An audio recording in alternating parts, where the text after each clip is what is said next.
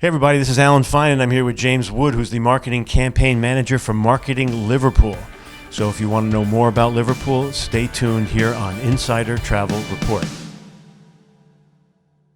James, thanks for talking to us. No problem. My pleasure to be here. So Liverpool, we're coming back from a pause.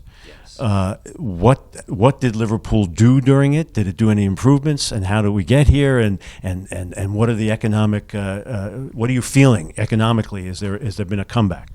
Absolutely, yeah. This is a really good question. So during COVID, obviously, it was a very tricky time. The tourists had dried up, but in the city we carried on working, and we've really put a lot of time and effort into making sure that when that return started, we were ready for those tourists. So during that time, I know there was a lot of work going on in the city. Lots of work around the public spaces. Tree planting. Making the sidewalks better, etc. So the city's looking really polished, really good. That time just post COVID, when people were starting to travel again, we had a huge influx of domestic visitors, which was really great to see. Right. And of course, many of those domestic visitors were coming up from the south and London. And well, look what we have in our own backyard. Exactly, and it was amazing because a lot of them had never been to Liverpool before, and the feedback we were getting was amazing. They just couldn't believe the city, how great it looked, how beautiful the buildings were, how small it is, and so easy to get around on foot. And also the whole variety of the hotels and things to see and do. So that was great. It's like I've wasted all this time. I could have been visiting. I could have been doing my summers or my winters or whatever that you do. Exactly, and that really helped to get us through that period, I think. But of course now people are able to travel from abroad. So this summer, for instance, we've seen the cruise ships coming back to Liverpool. So nearly every day we've had cruise ships coming in. Lots of American tourists, which has been great to see, and that's helped to make up for some of the lost business that we've had that's yet to return. So of all the countries, and certainly in Europe, people travel all the time, country to country. Who's visiting most right now? Well, I'd say the American market is definitely our early recovery market, and Canada as well. So we're getting a lot of interest from those countries, and that's tying in with some of the work that we're doing overseas as well. So we hope to see that really burgeoning next year. The other markets, probably I would say, is Ireland. That's always been a very strong market for Liverpool. Probably our number one market, really? To be honest. Yeah. Well, lots of cultural and historical links, friends and family, etc.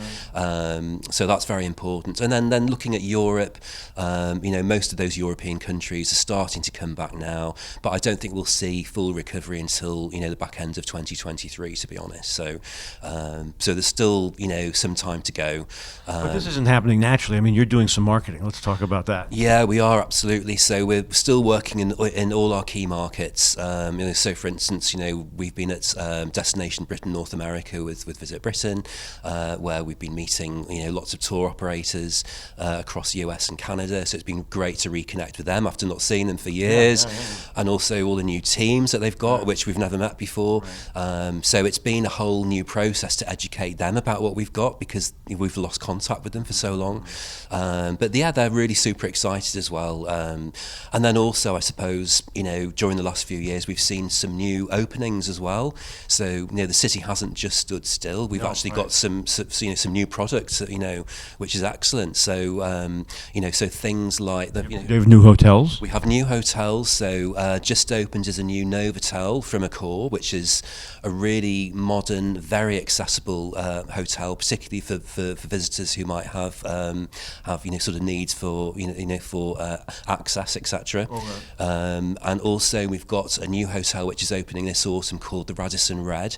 So this is a huge historic hotel in Liverpool which was built in the 1850s, and it's been closed for many years, and that's been taken over by Radisson Red. It'll be their flagship hotel in the UK.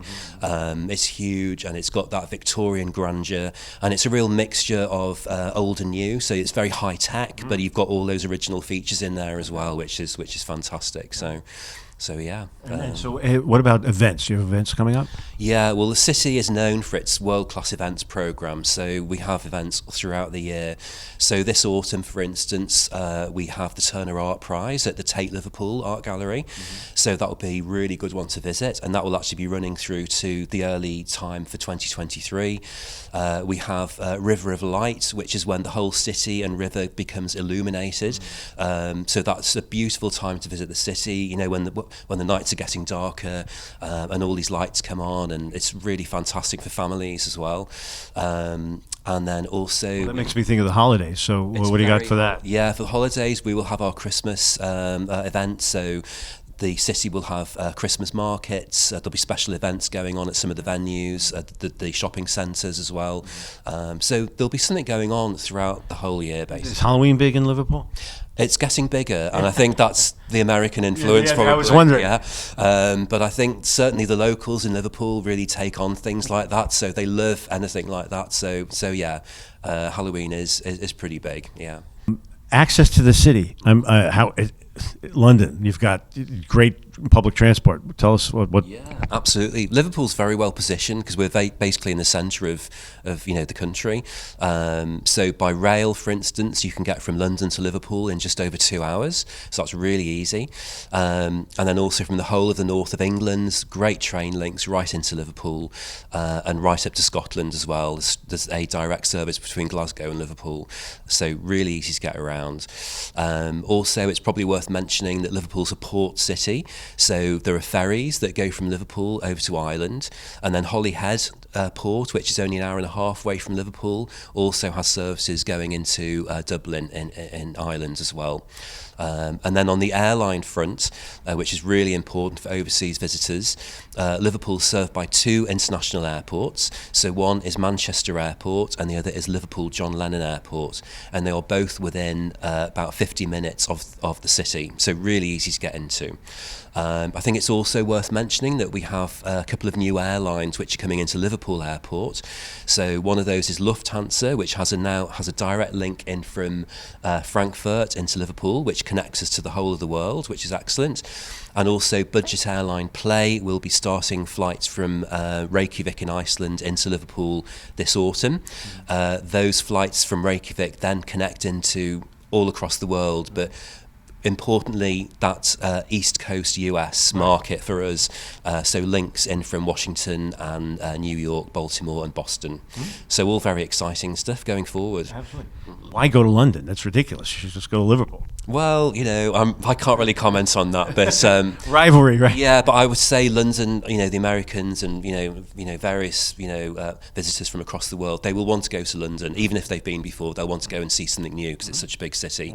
But I think Liverpool's very well positioned for that add-on, extra night or extra 2 nights. Just to make that visit a bit more diversified. Yeah. So, the travel advisors that want to learn more about Liverpool, what assets do you have for them?